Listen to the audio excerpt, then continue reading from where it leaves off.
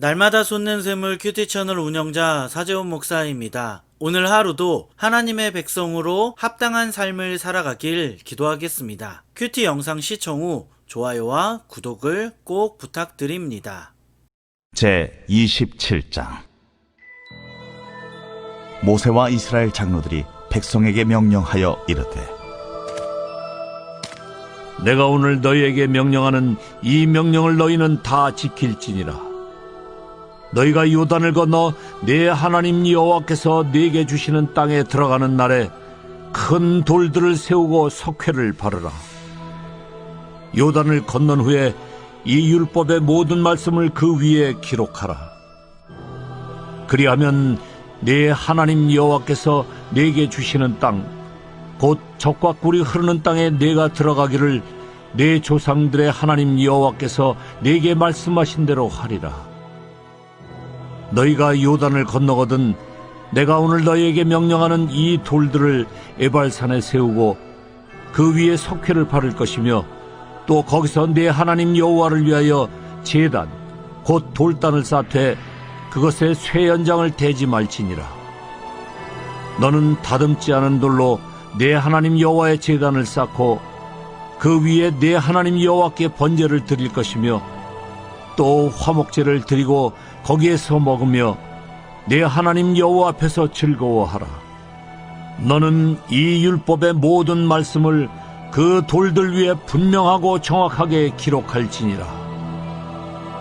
모세와 레위 제사장들이 온 이스라엘에게 말하여 이르되, 이스라엘아, 잠잠하여 들으라. 오늘 내가 내 하나님 여호와의 백성이 되었으며, 그런즉 내 하나님 여호와의 말씀을 청종하여 내가 오늘 내게 명령하는 그 명령과 규례를 행할지니라. 오늘 우리가 읽은 말씀을 보면 모세와 이스라엘 장로들은 백성들에게 하나님의 말씀을 다 지킬 것을 명령했습니다. 모세와 장로들은 너희가 들은 하나님의 말씀을 하나도 빠짐없이 듣고 행하라고 합니다. 그리고 두 가지 명령을 하는데, 먼저 첫째는 하나님께서 인도하시는 젖과 꿀이 흐르는 땅에 들어가면 큰 돌을 세우라고 합니다.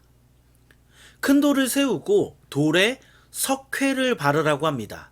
그 다음 하나님께서 이스라엘에게 주신 모든 말씀을 큰 돌에 기록하라고 지시했습니다. 모세가 돌에 석회를 바르라고 한 이유는 돌에 석회를 바르면 글자가 더욱더 선명하게 보이기 때문입니다.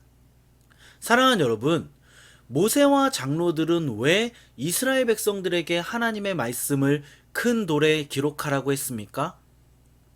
왜 하나님의 말씀을 다른 곳도 아니라 큰 돌에 하나님의 모든 말씀을 기록하라고 했을까요? 이스라엘이 약속의 땅에 들어갔을 때 하나님의 말씀을 잊지 말라는 것입니다. 하나님의 말씀대로 사는 것이 살 길이라는 것을 이스라엘에게 기억하게 하려고 큰 돌에 하나님의 말씀을 기록하게 했습니다. 이스라엘은 큰 돌에 적힌 하나님의 말씀을 보면서 하나님께서 그들에게 주신 율법을 기억할 수 있었습니다. 큰 돌을 보면서 그들이 하지 말아야 할 것과 해야 할 것이 무엇인지 명확하게 분별할 수 있었습니다. 사랑하는 여러분, 오늘 이 말씀을 우리에게 적용해 보면 이스라엘 백성들이 하나님의 말씀을 큰 돌에 모두 기록했던 것과 같이 우리는 우리 마음 가운데 하나님의 말씀을 기록하고 있습니까? 우리 마음 가운데 하나님의 말씀이 있습니까?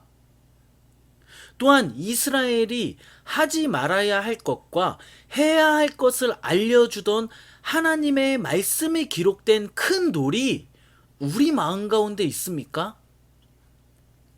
요즘 그리스도인들을 보면 예배는 잘 드리고 기도도 잘하고 찬양도 열심히 하지만 말씀을 멀리하는 사람들이 너무나 많습니다.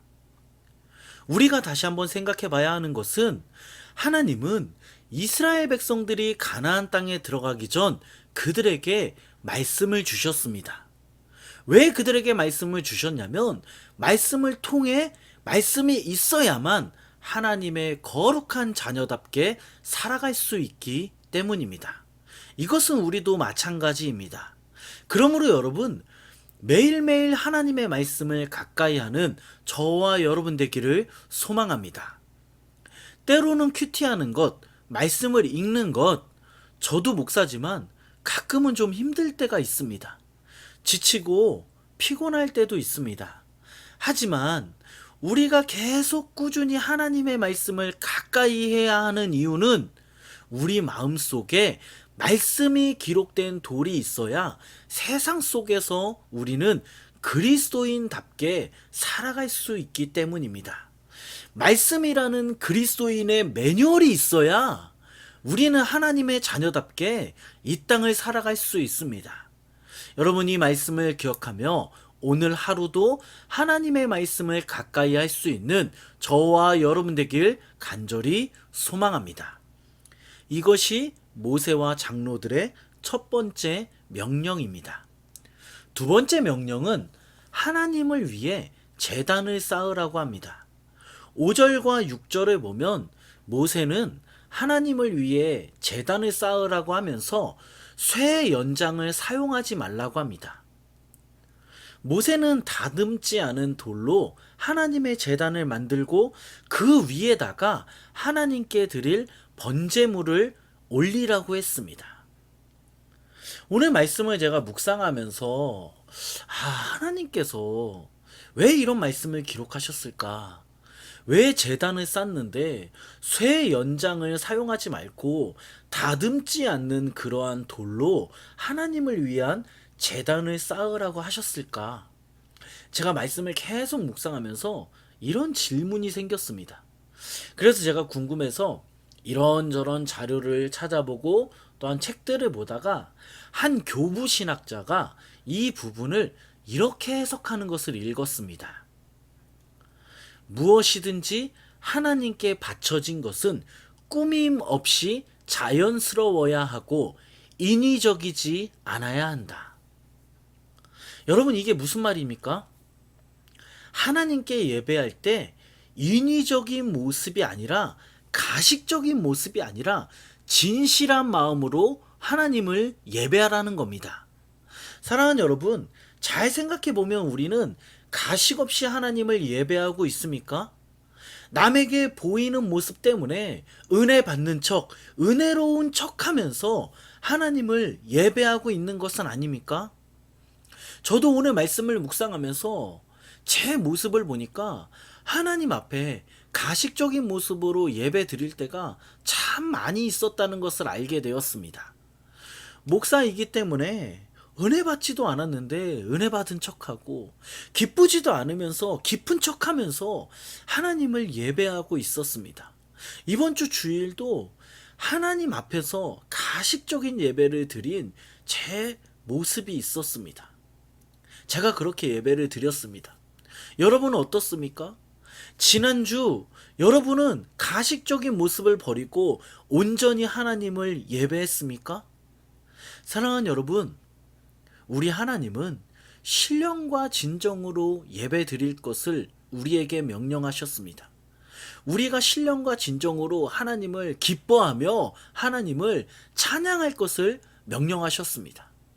오늘 이 말씀을 기억하며 우리에게 자유와 구원을 주신 주님 앞에 나아갈 때 우리 안에 가식적인 모습을 벗어버리고 우리 안에 가면을 벗어버리고 진실한 마음으로 신령과 진정으로 우리 주님을 찬양하고 예배할 수 있는 저와 여러분 되길 예수 그리스도의 이름으로 간절히 축원합니다.